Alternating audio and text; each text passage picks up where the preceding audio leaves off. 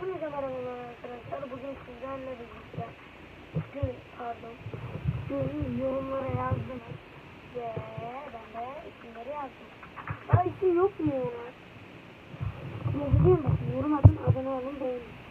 Beğenip abone olmayanları ben görüyorum. Arkadaşlar kimleri yazdım şu an okuyorum. Fatma ilk yazılanlar.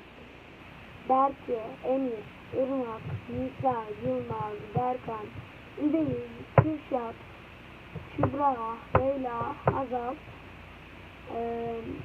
Ahmet, Rabia, Ela, Elif, Ali, İsa, Efe, Murat, Can Polat, Meryem, Sanma. Siz yazıldınız arkadaşlar. Yorumlara isminizi yazmayı unutmayın. İsminizi basmasını istiyorsanız bugün şarkı videomda seyrettireceğim. Hemen veya yarın yorum gelmezse ona göre görüşürüz. Videoları kanala abone olmayı unutmayın.